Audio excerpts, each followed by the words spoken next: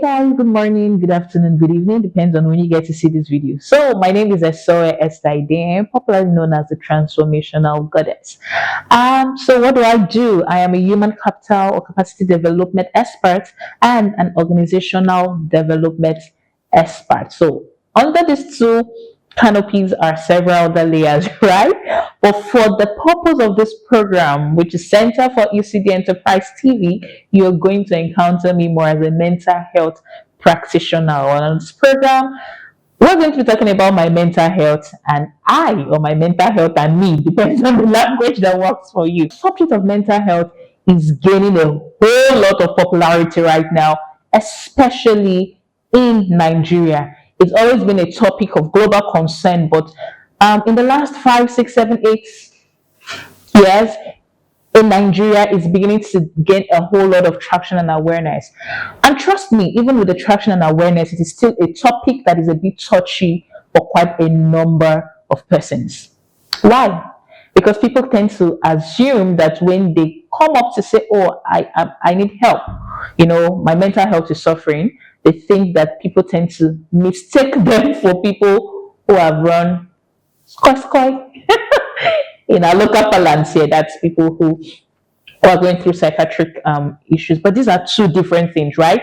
So when we talk about mental health, we're looking at your well-being, your emotional well-being, your psychological well-being, and your social well-being. So these are the three factors that, makes up a person as they have to interact with life daily. I know that somebody is saying, what about finance? Yes, we'll talk about finance. We're looking at finance under your social interaction. Finance is all about you making money. You only can make money when you exchange value, and you can only exchange value with people. And so that has to do with your social life, how you interact with people, how you deal with people, your family, your friends, the society on a day-to-day basis. But hey, like I said, the subject of mental health, it is one that is touchy, but yet it is a subject that it is touchy as much as we don't want to touch it, but it is doing a whole lot of damage to our people. It is affecting them in one way or the other. Every time we hear cases of suicide, it's becoming rampant and more rampant. And I think it's very, very important that we talk on this topic. This time, we're not touching it with a long stick. We're all into it to talk about it. What is the definition of mental health? When we talk about mental health, what are we talking about? Now, I want to read for you the WHO, World Health Organization's definition of mental health, and I'm going to read verbatim. The WHO defines mental health as a state of mental well-being, right? That enables people cope with the stresses of life, realize their ability, learn and work well, and then contribute meaningfully to the society. I'm going to take that again, right? WHO defines mental health as a state of mental well-being that enables people cope with the stresses of life, realize their ability, learn and work well, and then contribute to the society. I added meaningfully to the society. If you take a look at that definition, I want to highlight certain terms that it seems like we sometimes overlook, right? One of them is the stresses of life, coping with the stresses of life.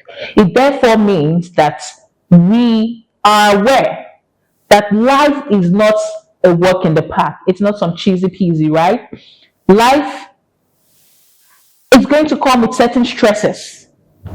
And a person who is balanced should be able to cope with those stresses of life. And then the next thing is realize their ability. I would want to put them together and say, you know what? You may not be able to fully realize your ability and work well with it or develop your ability if you have not gone through, or if you're not able to cope with the stresses of life. But what we tend to see these days, and mind you, you must have been able to cope with yourself, realize your ability in the process, right, of coping with stresses before you can then contribute to the society. So it begins with you. And I said this is my mental health and I session. Do we understand? But what we tend to see these days is we see people tend to chicken out or lose themselves at the slightest challenge of life. The question that begs answering is, do we think that we are not going to face challenges in life? I bet your answer is no, or probably you've never really ever thought about that, right? Some time ago, I was having a conversation with someone and I said to the person that pain is not bad. I'm sure somebody is looking at me like, what do you mean? Yes, pain is not bad. Pain is not your enemy. Pain actually is a friend that introduces the presence of an enemy. So when the stresses of life comes at you, what do? Do you just chicken out? Do you cower? Do you give in? Because people get to that place of giving it all up, suicide, which is usually the last point, because they think that they cannot deal with this. But again, I want to remind you, looking at the definition, that you need to be able to develop what it takes to deal with the stresses of life.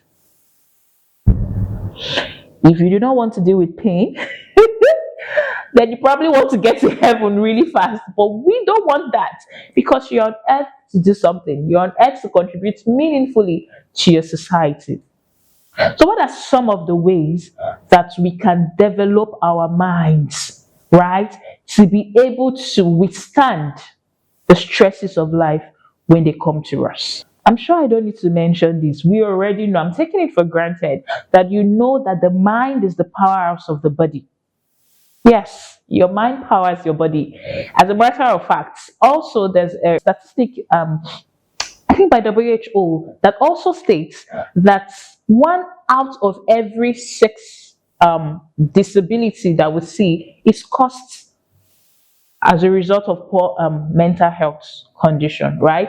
So it tells you that taking care of your mind is paramount to your success in life in every ramification. But then, when we face these challenges, like I said, it's like our mind shuts down and then we experience what we probably want to call mental fatigue. I know that the term mental fatigue is kind of maybe not too strange to us. We know that it happens when we are doing a whole lot of mental work and then our mind is now a bit stressed. But that's not what I'm talking about. I'm talking about this kind of fatigue that makes you shut down completely.